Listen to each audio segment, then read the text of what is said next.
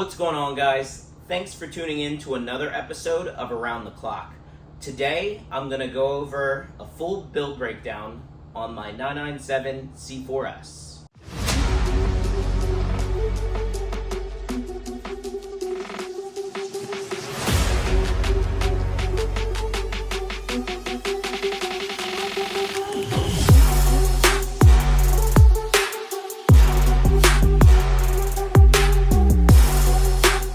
Welcome to Around the Clock. My name is John, and my personal goal is to own, experience, and modify as many unique cars as possible.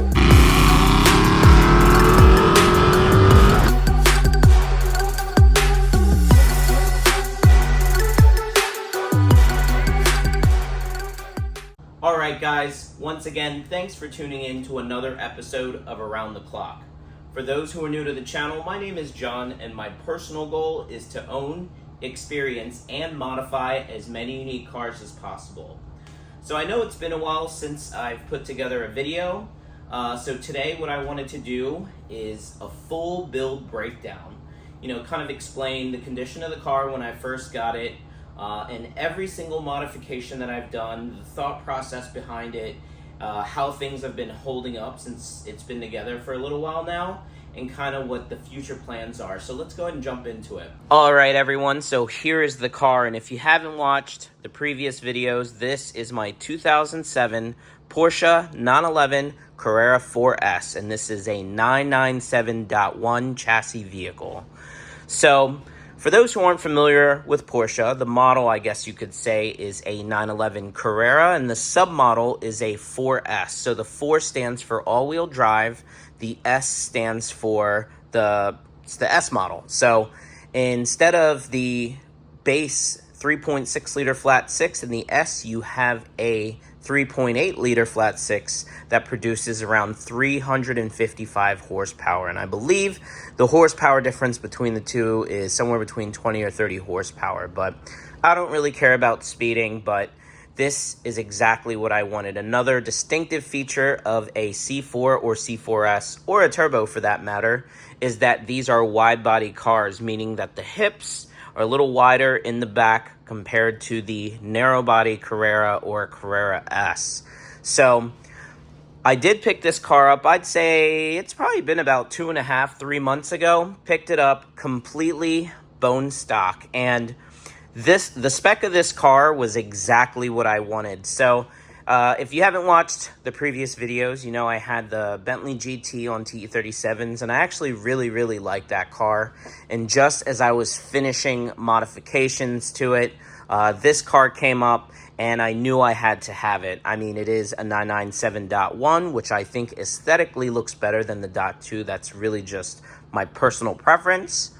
Also, it is speed yellow. So for those who don't know and haven't seen the channel, this is my 4th 997. My first one was a 06 black Carrera.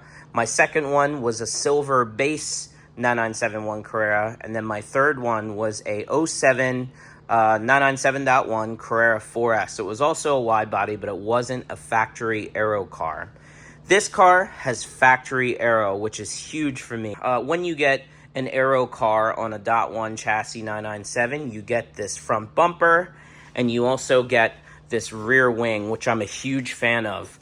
My last two 997s had the RS deck lids, and they were aftermarket, and I will say fitment on them was okay. It's still not OEM, and even if you get fitment to be okay, the quality and everything is not quite like OEM. So the purpose of today's video is to kind of walk you through my thought process anytime I'm taking on a new build, kind of the things that I want to do. So as I mentioned, this is my 4th 997, and on my previous 3 997s, I've done aesthetic changes. I've done, aero, I've done wheels and tires and suspension and things like that. And I thought to myself, what can I do that would make this car stand out and just be different? And that's when I thought about, adding the roof racks and the color match cargo box, which personally, I think everything came together very well, and it's just not something that you normally see. So let's go ahead and dive in to the modifications that I've made to this car and kind of the thought process behind it. So I guess we'll start from the front and work our way around. So obviously here up front, we have the Morimoto XB headlights. And the reason why I went with this is, one, I knew I was going to modify this car.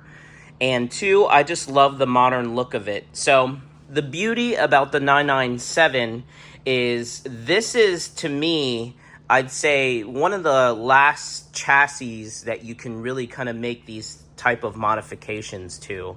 And what I mean by that is, prior to the 997, you had the 996. And prior to the 996, you had the 993. Now, the 993 was air-cooled. It had, round headlights, everything like that. Then they jumped over to water-cooled, and then they introduced the 996. Now, there were two different iterations of the 996. There was a dot one, which is the runny egg headlight that people refer to it as sometimes, and you have a dot two iteration. Now, personally, I don't mind the headlights of a dot one, especially a factory aero car. I think they look really good. And personally, I think that the dot one 996 aero cars look better than the 996.2. But then again, that's personal preference.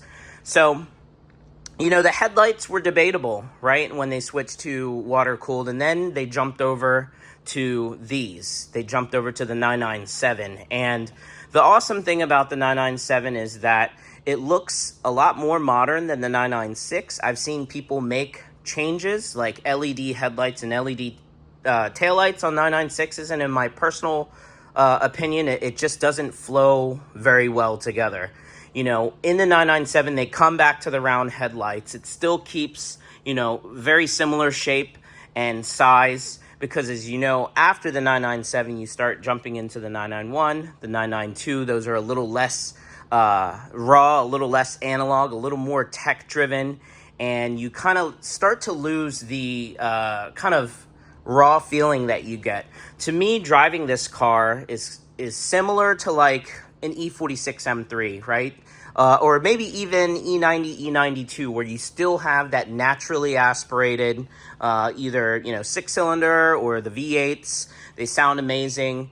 And what's crazy is kind of how I feel about 991s. It's the same thing with like BMWs, right? Like after the E90, you start jumping into the F-Series chassis vehicles and the G80s, and on paper, they seem like they're, better cars in every way, right? Like they are fully customizable, they have new tech, they're comfortable, they're fast, they respond well to modifications and things like that. But at the end of the day, what happens is when a lot of cars start to offer those same features, they all start to feel very similar. So that's why sometimes you will see people go from, say, an E46 M3 or E39 M5 to, say, a F80 or a G80, and then they end up coming back just because it's not as fast, just because it doesn't have as much tech. I'd say the driving experience is very unique, and that is how I feel about the 997. And again, like I said, this is all personal preference.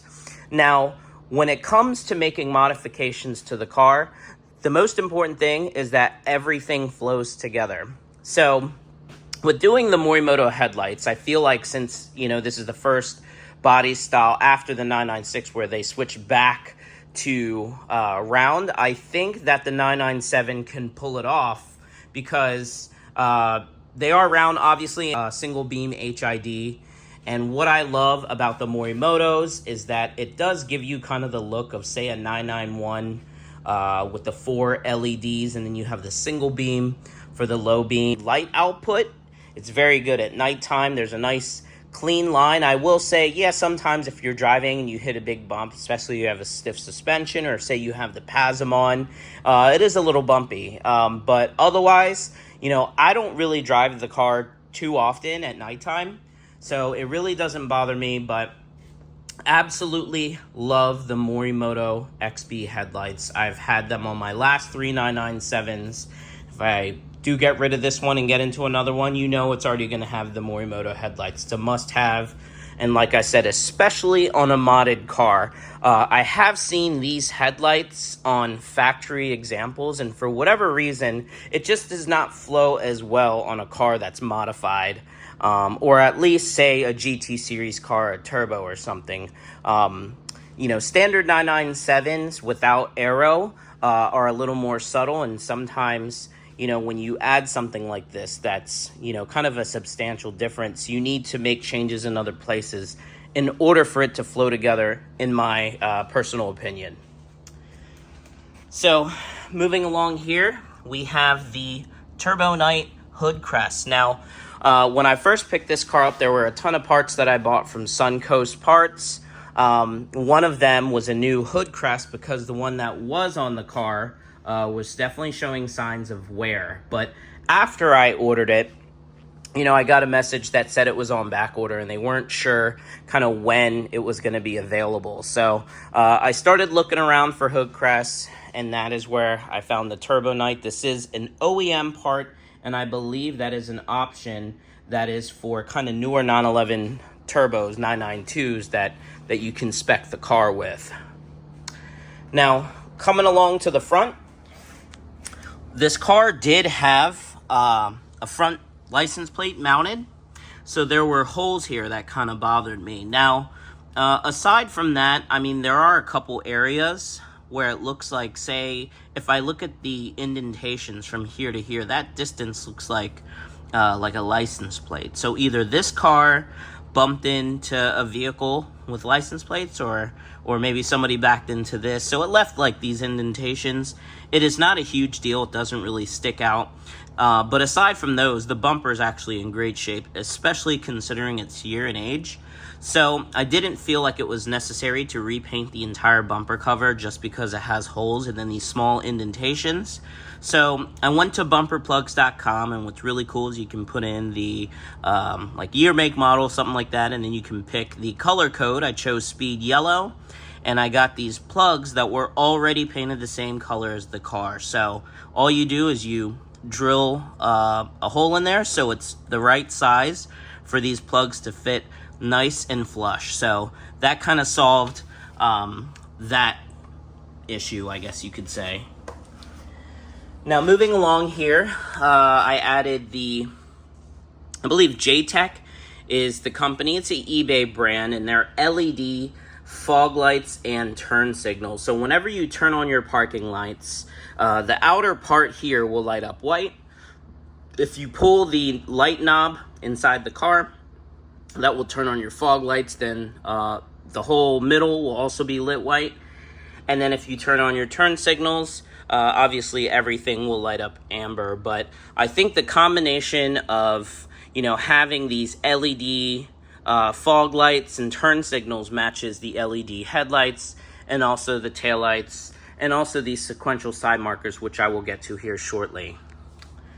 Now, the next thing that I did was I had the headlight washers painted. So for whatever reason, whenever you get these cars, this car had chrome headlight washers. So I removed them and I took it to paint when I had everything else getting painted.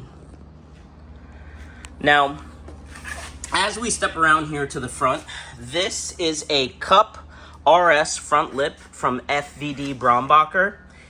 And this front lip is more aggressive than the OEM Aero lip, and it actually sits lower as well. So with these lips, the material is polyurethane, so it's flexible, it can bend and things like that. Most people normally leave them black, and the reason why is because these cars are already kind of low, and they're kind of prone to getting damaged. And it's much easier to just buy a new lip and replace it versus painting it like I do, and then if it gets scraped up, it's definitely noticeable, especially on a lighter color car, especially like this, the yellow. I mean, if you scrape it, there's going to be a black area where it's scraped and the paint is removed. So I will say the first month of owning this car, that front lip got damaged to the point to where it bothered me, and I felt like I had to get it repainted 3 times. So in 1 month, I had to have this lip repaired and repainted 3 separate times. Now, the first time, I didn't expect it to scrape as much as it did, and then I had it repaired, And what I decided or tried to do is, see, so if you look at this lip here, and you look at the bottom, it is, not very thick, right? Like, it just comes down, like, there isn't a base. Like, so, like, if you were to look under the lip, you can see it just comes down. It's so many millimeters thick, and that's it. So you can't put a product like Slip Low underneath it because there's no base to lay it on. And I'll show you what the Slip Low is, as I did put that on the OEM lip because the OEM does have a base. So because this is not as thick, what I thought about doing was they do make rubber trim that you can normally put on the edge of your door. Normally it's in black, but they also make it in clear, and normally it's like just a rubber piece that goes along the edge, so this way when you open it up you don't chip up your door edge, or the person, unfortunately, if your door ends up hitting something, hopefully you won't do as much damage if there's rubber there. But I thought to put that along the edge of that, and I did try it. And unfortunately what was happening is anytime I would scrape, it would push the edge in and it would stop covering it. And I ended up losing it. I know a couple times we had stopped and I noticed that it had gotten pushed under, so I would readjust it. But then by the time we got to our destination, the entire thing was gone. So after we got back, I had it repaired, and I'm trying to think of, the best way to preserve the lip, and I would say paint protection film is going to be the best way to do it. So I ended up taking it to a local shop here, and I had him wrap the entire front lip in paint protection film, and I will say it has actually held up very well. And I think it's really the only solution if you color match your front lip and it keeps getting scraped and you don't want to keep having it repaired and repainted. I would say have the entire thing wrapped with paint protection film. So far it has held up very well, and I think I am just going to kind of keep rolling with that. And if something ends up happening, I'll have it repaired, repainted, and I'll have it wrapped in PPF again. Hopefully that's not the case. So as we come around here to the side, these are a set of LED sequential side markers. Now, normally when you get the car from the factory, these are clear. For me, I wanted to do something different, and I actually did this on my black first Carrera S. I had it color matched, so this way, this is pretty much same color as the car. So when you first buy these 997s and you turn on the headlights, normally you have a parking light there, and then you have a light on that comes there. It's normally just a little 194 wedge bulb. And to me, when you have the lights on, especially now with the daytime running lights, it's like, okay, you got lights on here, you have to turn the parking lights on to turn this on, and then this is normally on. To me, it just seems kind of busy, right? You have 3 different lights going on in the front. So I used my Foxwell scan tool, and I actually coded out that light and just turned it into a turn signal. Now, the beauty of that is when you do turn on your parking lights, it's only the 4 LEDs, and then it's these lights. Nothing's going on here. It's just the same color as the car. However, when you do turn on your turn signals, they light up amber, just like all the turn signal lighting throughout the car. And it's a really, really nice, subtle touch that I think just kind of cleans everything up front. Now, coming along here, these are the wheels that I chose. These are Advan GT Beyond wheels. They are 19-inch all the way around, but they are staggered. I believe it's 19 by 8.5 in the front, 19 by 12 in the rear. Initially, when I reached out to the company that sourced me these wheels, we were going to do 19 by 9s. But in the specific bolt pattern and spec that I needed, it was not available in the 19 by 9 spec that I wanted. So we ended up just going the route of 19 by 8.5. And then, the offset, it still sat pretty good. And I even added a little wheel spacer just to have it sit nice and flush. But basically, yeah, these are Advan GT Beyonds, and they made two different finishes for this car that I was interested in. It was either between this finish, which is called Hyper Black with a machine lip, or they made it in a color called Black Titanium, which is like a gloss black, but it actually has metallic flake in it. And while I do like black cars, and I did like the fact that it wasn't just a straight gloss black wheel, it actually had metallic flake, I thought that the Hyper Black would work better with the vision that I was going for with this car. And in my opinion, when you go with a lighter colored wheel, it gives the car more of a clean look. When you go with a darker color wheel, it kind of gives it more of an aggressive look. But I think that the Hyper Black flows very well. And the cool thing is it says Hyper Black, right? But if you look at it, it is like a very light gunmetal. So almost like a black chrome, if you will. But personally, I absolutely love the way they look on the car. I think it's just nice and clean and just flows well together with the entire build. Also, you may notice that I did do the Renline stud conversion. So normally when you get these cars, obviously you have lug bolts, and say you want to add a spacer, you normally have to get extended lug bolts as well to kind of make up that difference that you're taking away. But with these Renline wheel studs, there was enough meat on the bone to be able to put the wheel and the spacer on and still have plenty of threads to put the nuts through to kind of hold it on. And up front, I will say it is a very, very small spacer. If you look, I think that's like a 10 millimeter. Prior to that, I actually had a 15, and if you look at the edge of this tire, you can see that it was rubbing anytime I hit a big bump, which is a big no-no for me. So I backed it down to a 10, and that ended up fitting, exactly how I wanted. And in the rear, what I love about these wheels is, the spokes are concave, right? So they kind of, just go inwards and kind of give it more of an aggressive look. In the rear, I also did a spacer, but it's very small. I want to say it's a 12 millimeter. Prior to that, I had like a 20 mil, which I think was a bit too much. And as you can tell, whenever you hit bumps and things like that, it was chewing up the sidewall of the tire. So I backed it down to a 12. There's no more rubbing front or rear. And I think that the fitment's pretty much the best that I'm going to get it. I'm super happy with it. Now, coming along here to the side, we have the OEM GT2 rocker panels that I also had color matched. And the reason why I color matched it is, well, if you do the front, you have to do the sides, and then whatever you do in the rear, for everything to flow together, you can't just color match one and not the other. So from a side profile, that front lip sits pretty low to the ground.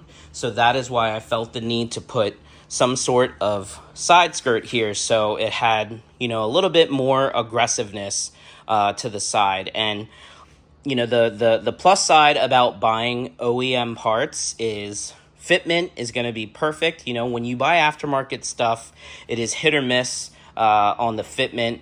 And sometimes the way that it mounts to the car requires modification and doesn't really utilize the existing mounting spots, versus an OEM one, they just mount right up to the car. Now, if you have a narrow body 997 and you want to do GT2 rocker panels, it does require modifications, or you can go to a company like MC2 and they make like a GT2 rocker panel for narrow body cars. But for wide body cars, it's a direct bolt on, which is beautiful. So I got those from Suncoast Parts and super happy with them. I did those same rocker panels on my last 997 C4S, the black one, and super happy with the way that turned out. So as we come around to the back, there's actually been a pretty good amount of repairs and modifications that I've done. And I guess the first place we can start is right back here with the MC2 rear splitters. So I love MC2 because I love the style of it.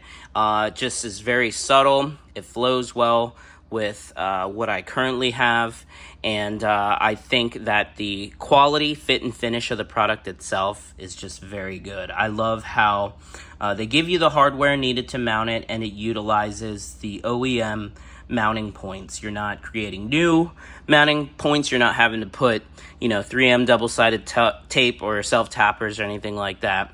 Highly recommend the product. And then obviously I had it color matched to the car. Also, back here we have the Morimoto XB taillights. I know I've talked about these a lot, but I'm just a huge fan of them. I love the fact that if you didn't know Porsche, it could pass for an OEM light. And, they do make two different variances for the 997. There's the red with kind of the gunmetal housing on the inside. And then they make like a smoke version, but everything still lights up, the same color. So when you are running the taillights, it's just one clean bar up here. Your turn signals are going to be coming through here. Your reverse lights coming through there. And I just really like the way it looks. I think it really modernizes the car and ties all of the LED lighting together. Now, another cool subtle thing that most people probably wouldn't pick up on is that, as I mentioned before, it has a gunmetal housing, which flows kind of with the wheel because even though that's black chrome, it's more of a light gunmetal. Coming around here to the rear badge, the factory Carrera 4S badge was showing signs of wear, and obviously I paint corrected the car, so I had to remove the badge anyway, and I decided to replace it with a 992 style rear badge in chrome. It actually came with a silver S, but I thought that the red would tie together nicely with the taillights and also the red brake calipers. Just added a little contrast to the rear. Now, as we start to kind of step down here, when I first got this car, there was some slight damage in this area. There was some indentations here, and then on this side, there was some damage to where it was pushing outwards. It almost seemed like maybe somebody tapped the rear bumper and whatever was behind this bumper cover pushed outwards. So what I did was I went ahead and removed the entire rear bumper cover and had it repaired and had it repainted along with everything else back here. So while we are back here, next we do have the Cypher Vehicle Designs rear bumperette delete. And for those who aren't familiar with it, normally these cars have bumperettes on both sides of the license plate. And that is a US spec thing, and the purpose of that is kind of for extra protection. Obviously, the engine is in the back, so if somebody were to hit you in the back, the bumperettes will kind of be that extra layer of protection. Now, there is a metal crash bar behind this bumper cover, and those bumperettes are normally riveted to that. So as part of doing the rear bumperette delete conversion, you do have to drill the metal bumperettes that are behind the covers that are normally exposed in order for this to work. And basically, once you do that and you put the rear bumper on, you're normally left with a couple holes here. So Cypher Vehicle Designs does make this plate, so you can easily just overlay this over that. It covers up the holes. It's nice and clean, and it is less expensive than buying a Euro bumper with, this already built in with no bumperettes, because as I mentioned, that is a US spec thing. Also, when you do buy that from Cypher Vehicle Designs, I do recommend getting the little plugs. And I just had those painted along with everything else. Normally, there are holes up here and also here. So 6 total. And the reason why is when you normally have the bumperette cover, there are these push clips that are normally holding them in. And once you delete that, they're kind of exposed. So just to kind of clean it up, I got those bumper plugs, and then I had them color matched to the car so there aren't holes.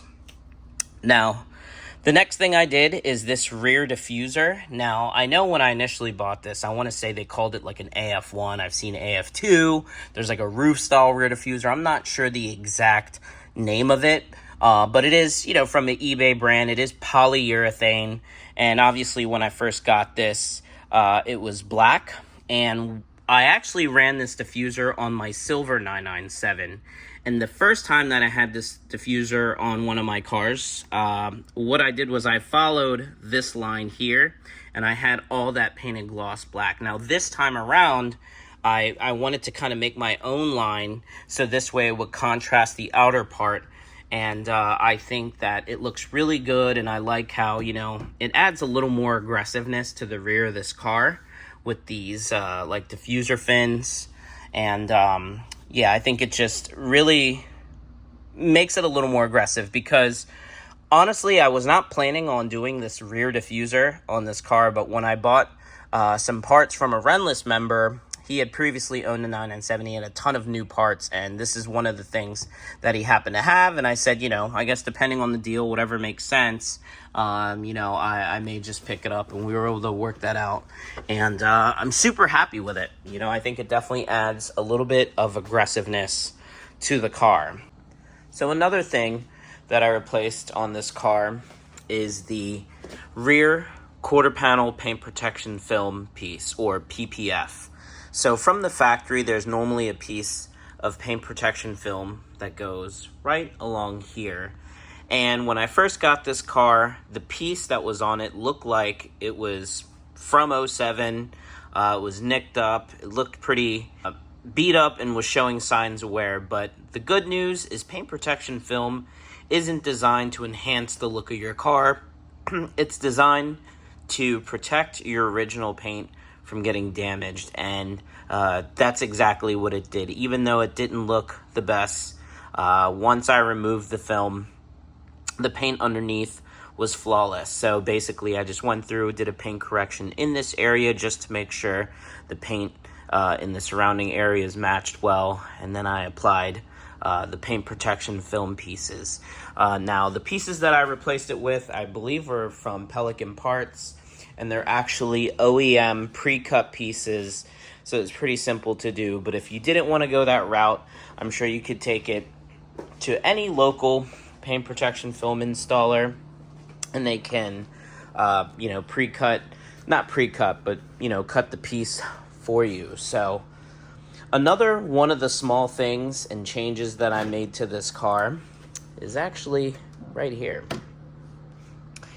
And this is a sport fuel cap from Porsche. Now, you know, fuel cap is pretty, you know, the factory one is just a standard fuel cap. It's just black. I do like the way that this looks. It looks a little bit more sportier, but I will say this is like a faux, like, aluminum. It's not even like real aluminum. I think it's like a plastic with like an aluminum finish on it. And it also comes with this sticker, which pretty much says the same thing as this, except this, you can see it references your color code. But, you know, I think they might be assuming that when you replace your fuel cap, that over time maybe this could be worn. So they gave you this new sticker. So I just put it up there. It looks like it could be an OEM spot. And I think that the fuel cap itself looks pretty cool. And like I said, that is an OEM fuel cap that you can buy from Porsche. Now, kind of stepping into the passenger side here, for me, if there is a compartment for something, I want it to be there. It just makes the car more complete, which brings me to the next thing, and that is this OEM Porsche pocket umbrella. And as you can see, this compartment here on the passenger side is made specifically for this umbrella, and it sits nice and snug, but it's just a cool, nice quality umbrella that fits right there. And chances are I probably won't use it because I only drive it on fair weather days, but I just feel like if there's a compartment made specifically for that, I want it to be there. It just makes the car feel just that much more special. So next, we have the OEM Porsche roof racks.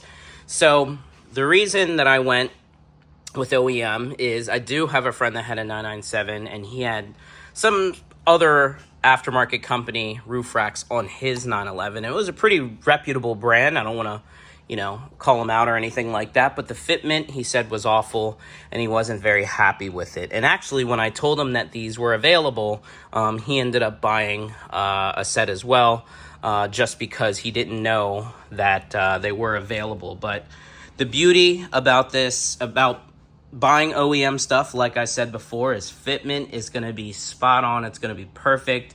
No real modifications needed to make it work. And then the fit, finish, and quality of everything is going to be the best you can get. So moving up here, we have the Thule Pulse Alpine Cargo Box. So as you can see up there, we have the Thule Motion XT 2XL that we normally run on our full-size Range Rover. And ultimately, I would have loved to have like a more smooth finish one, but with the budget for this car, I had to really kind of pick and choose where I wanted to put money. And at the end of the day, I was still able to achieve the look that I got. I will say that, initially I was hoping that my painter could sand all this down because it's textured, or prime it, or whatever it is to give it more of a smooth finish. But he explained to me that I guess if you were to sand it down, the material itself is only so thick, and I didn't want to potentially compromise the structural rigidity of this box itself. So, having him painted still got the, kind of vision together and got the point across, I guess you could say, where it's, kind of color matched to the car. But I'm super happy with the way that everything turned out here. And I actually did use this for when my best friend got married in his bachelor party. It was around the MPAC show at Pocono Raceway, and he rented a pretty cool house, and it was just a bunch of car guys hanging out for the weekend. But, there is limited storage in these cars, so having this was super nice. We were able to fit golf clubs in there and all kinds of stuff. So super happy with that. Another kind of unique thing that I did was when I first bought this box, obviously it was black, and it had the Thule stickers. I took photos of the locations just so after it got painted, I could put them back in the exact spots. But I wasn't really, I don't know, I wanted to do something different, and I took the logo to my local decal shop, and I asked him if he could make me a custom decal in the same finish as like the wheels, which is like a gunmetal or a black chrome, and he did that, and I thought it turned out great. So I did that all the way around. Also repping P Club, that is, for those who aren't familiar with them, really cool group of people, primarily based on the West Coast, but just a good group of guys. They're always doing car stuff, almost like, I guess you could say, a PCA, but, I know that they tend to like modifications better. It seems like my local PCA, a lot of people like things original. That's completely cool. I like to modify stuff. So I'm not necessarily the best fit for that, but P Club has always been very cool. And, I'm proud to rock their decal on the car, even though I'm not a huge decal guy, even though I do have my IG here. And the cool thing about that is, like, whenever you go to, say, Cars and Coffee, things like that, if people take pictures and they don't know who you are, you can get tagged in them. And, I always love to see really cool pictures after coming back from a Cars and Coffee event. I think it's really exciting to see, photos or videos that, other people take of your car while you're at the event, because you can never have too many pictures of your car. Now, moving along to the inside, I don't think I shared this, but I ended up buying these RS style pull straps, and these pretty much replace the OEM door handle. Now, if you were to get an actual like RS door panel or an actual handle, I think this is like stationary and you would just pull that. However, this is just like mainly for aesthetics. So what's cool is when you pull this, it's still a door handle, right? And installation super easy. OEM ones, I think they only offered it in red, in gray, or black or something. Obviously, I wanted yellow just because I wanted to add a little more contrast to this interior. And I found one seller that had them. So as soon as I saw that, I knew I had to have them. And I'm super happy, as I think it is just a really, really nice touch for the interior, especially if you're trying to add a little more contrast. Now, as we step into the car, when I first picked this car up, the only factory, yellow accent in here are the gauges, and that's cool, but you know, I wanted to have a little more. So that is why I actually did the yellow sport chronometer. So from the factory, that's normally silver, but I took it all apart and replaced it with yellow. So I did record that process, and I do plan on turning that into a video for all of you, for anyone with a 997.1 who wants to do it yourself. The video that I initially watched on YouTube was actually a different generation 911. So the process of taking it apart was completely different than this. So I couldn't find anything online, but as I mentioned, I did record it and kind of documented it. So this way I can put together a video and help any other 997.1 owners if they want to kind of change out the sport chronometer. I don't know if it's different between .1 or .2, but like I said, always looking out to try to help out the 997 community. Next modification I did, I know I've talked about this in previous videos, but just kind of wanted to share some feedback as far as like using it after, you know, having the car together here for a few months. And I absolutely love the radio. So, you know, my previously owned 997s had aftermarket radios, but they were not this. One had like a Kenwood. The other one had the AliExpress radio that a lot of people normally use. But the PCCM Plus radio, I think, is just so worth the money, especially because I personally like listening to music while I'm driving and cruising and things like that. And, you know, I love how, you know, the sound quality is just like OEM. I like how the OEM features that you'd normally be able to access through your factory PCM are still there. And it's just an upgraded version of your factory PCM, except it has Apple CarPlay. And what's really cool is this trim here obviously matches the other OEM trim in the car, and I think that that's super nice. And it's always weird when you buy something aftermarket and say the color's slightly off, then it looks worse, right? So I've seen people where they buy the aftermarket one and it's slightly off, so they end up painting, you know, all this like black or something like that, which looks good. But personally, I like the way that the factory gray looks. It kind of ties together with, you know, the gray accents that are going on with this car. And as I mentioned before in previous videos, in case you didn't see it, normally to get CarPlay, you have to plug this wire in, and it has to be kind of hardwired. But I did buy a dongle that plugs in and allows you to have wireless CarPlay. So usually if I'm going on a trip and I'm going to be in the car for an extended period of time, I'll do the hardwire, so this way it's charging my phone at the same time. But if I'm cruising somewhere locally and I'm not going far, usually I will just plug in the dongle, so this way I don't have wires kind of hanging out. Going back to other modifications here on the inside, we do have this Pro Clip USA mount, and I absolutely love this. I've run it on the last two 997s, or three, I guess, including this one. And I love it because it's made specifically for this car. The bracket itself kind of wraps around on this side panel, and it's just out of the way. Now, the phone mount itself is made specifically for my phone, and by specifically, I mean not only just the model and everything of my phone, but also with the case, right? So this, currently I'm using an iPhone 14 Pro Max with a slim case, and that's a drop-down option when you go to Pro Clip USA. And I think they're, you know, if you run a bigger case or something like that, they may make different options that you can choose from. But the cool thing about this is currently it's, you know, tightened up and configured specifically to my current phone. But if you want to make adjustments, you actually just loosen this, and you can make it either larger or make it smaller. And it's just a really, really nice touch. It's really clean.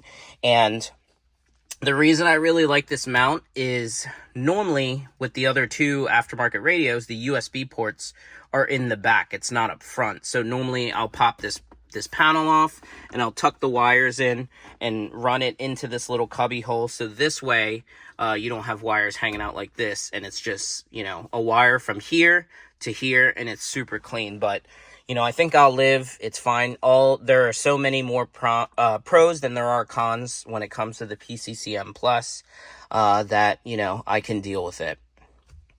Now, moving along here, I did replace my OEM shift knob with this, I believe it's a Function First classic weighted aluminum shift knob. Now, my factory one was okay. It is wrapped in leather, and, you know, over time, like, either the dye starts to fade, but mine was actually not in bad condition. But when I went to go buy the FED Braunbacher front lip from a Renless member, he previously owned the 997, I think I mentioned this before, and he had some extra parts, so including that rear diffuser. He also had this. So I ended up buying this from him, and he also included the shift knob, which is really nice. It's Alcantara with white stitching.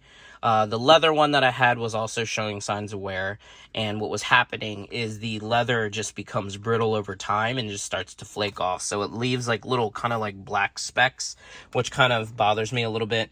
But that is why I went ahead and kind of replaced that. Now, this is actually kind of dirty right now, but this will clean off. But he also had this piece here, and I don't know what this material is made out of. I believe it's the same material that the center console is made out of, and also trim pieces like this, but it scratches very easily. And this one wasn't terrible, but there were definitely scratches here in this area, so I actually replaced this.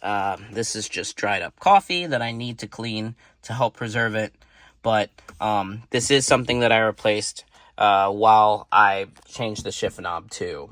So moving down here, obviously you can see I also color matched the center console. So when I had my silver 997, I ended up buying a replacement center console that was color matched to the car. It was Arctic Silver Metallic. So I pulled this factory one out, and I still had it throughout even my last 911, because I didn't do anything with the center console of my black C4S. I really like the contrast of the center console on the Speed Yellow.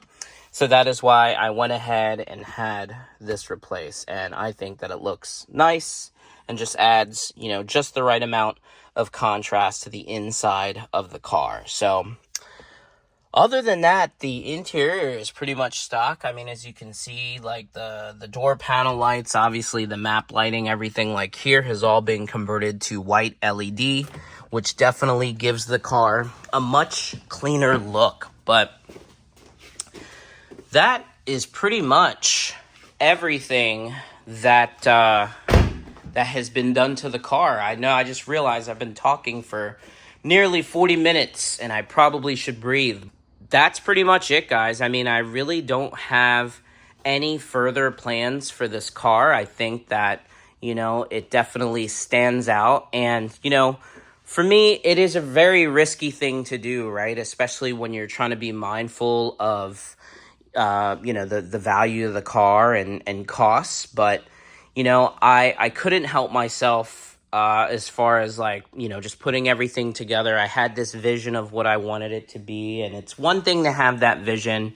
It's another to actually see it come together and see how it looks. But, you know, hopefully it gives you guys an idea of, you know, how you can approach it. And, you know, the beauty is there's no right or wrong way to do it, right? There's just preference. And, you know, prior to me getting into cars, I was very big into art. But once I got my driver's license and learned about the modding culture through Fast and the Furious, it all went out the window. However, I do feel like modifying cars is a form of art, right? Because when somebody buys a 997, 911 Carrera in factory form, that is the blank canvas. And from there, you kind of just add your own touches to it and make it your own. So, you know, with this car, a couple other things that I did, not really modifications, but as far as kind of like restoring, is like this material here is like plastic, and over time it just fades. It's natural.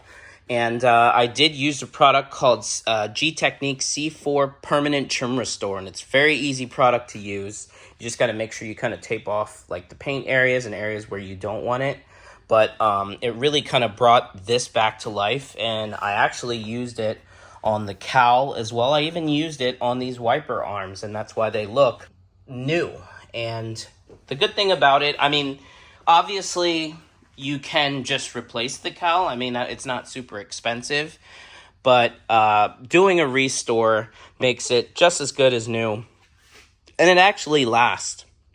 Sometimes there are products out there which makes it look good temporarily, and then, you know, after a first couple washes or whatever, it starts to like fade again. The permanent trim restore, when you first apply it, it does look like it's kind of like a high gloss, but once you wipe it, it has more of that kind of natural finish, and that's what really kind of helped restore not only the cowl. I did the wiper arms, obviously the side mirrors that I had mentioned. I also did the rear wiper arm, you know, which looks very new, especially considering that this car is an '07. I also did the inside of these ducts, and it is normally like I don't know if it's like a hard plastic material, but it works super well on it, and I think it just looks very nice and clean. So that's pretty much it, you know, as far as the car. As far as future plans, I think you guys know me by now. You know, a lot of the times when there's nothing left to change, I get bored, right? And I just kind of want to build another car, right? And it's so weird. I've had people like freak out because they're like, oh, build because you just did this, that, and the other. And it's like, you know, I think it all depends on your definition of build, right? Like for me, aesthetic changes is what I enjoy doing. Some people that like performance, they like to build their engine, right? And they consider that building, or, you know, stripping a car down to its frame, they consider that a build. But for me, I mean, I consider it a build because I have made a ton of changes to this car. And I think one of the biggest compliments you can get is when people are like, okay, what did you do? A cargo box and wheels? And it's like, well, that's flattering. That's flattering because the changes that I made flow well enough with the car to where it looks like it could have potentially come like that if you didn't know any better. And that's ultimately the goal. When I make these changes, you know, I don't really do it for other people. I mainly do it for myself, but I share it with all of you, right? And taste is subjective. Just because I think this looks good doesn't mean that it looks good. I just think it does, right? And if you guys think it does, that's cool too. And if you don't, that's completely okay as well. That's why, you know, we all have our own personal taste and preference, and, you know, we can make whatever changes we want to our personal cars. But at this point in time, I did list it. I actually listed it on Marketplace for a few days, but I do have this registered for a show that's coming up in October. So for those in the New Jersey area, I'm not sure if you've been to a show called Grassroots, but a good friend of mine sent it to me. I was initially planning on taking this car to Ocean City for cruising week, but he sent me the event. It looked kind of more my speed, and it just seems like a really chill event with very tastefully done cars that were handpicked. So I do have this car registered to display at that show. It is October 12th in Oak Ridge Park, New Jersey. So I listed it for a few days, and I took it off the main marketplace. Now, when I initially made that post, I selected the option to share it on other pages, and some of them were delayed to get approved, and those I kind of just left. But after the show, I will actually be a little more active with putting it out there, and just to see what kind of offers I get. I mean, because at the end of the day, I absolutely love these cars in general. And not only that, this specific car is like my ideal spec 911. It's exactly what I wanted. So I am in no rush at all to kind of let it go. But, you know, for the sake of just being able to continue providing content to you guys with what it's like experiencing these different cars and sharing the build process with you, you know, I'm open to it. But, you know, I like this car so much, though, it's going to take something very special or an offer I can't refuse for me to let it go, because I absolutely love it. I know how long it took for this exact car to show up. Since my first aero car 3-4 years ago, after my first black aero car, I always told myself I wanted a wide body, different color aero, whether it be speed yellow, that was number one, cobalt blue, maybe a guards red, or even white, I think would be fresh. Anything but black or silver, but yellow is at the top of the list. I'm normally not a yellow car person, but I think that for this specific application, it just suits it super well. And funny enough, my first yellow car that I owned was a speed yellow Aston Martin Vantage V8. After that, I had a lightning yellow EV1 R34 Skyline GTT. And now we have this one. So that is pretty much it. I just wanted to give you guys an update on this car and kind of let you know where I'm at with it. And,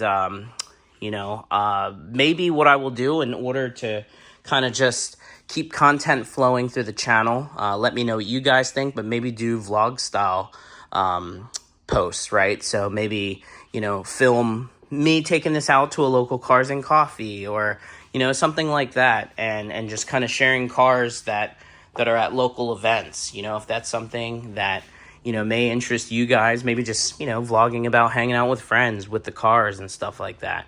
If that seems like it would be interesting to you, leave your comments and thoughts down below. I'm open, right? Like at the end of the day, this is, not only for me, but I just want to share my experience with you. So, I mean, it's one thing to kind of look at it sitting here in the garage.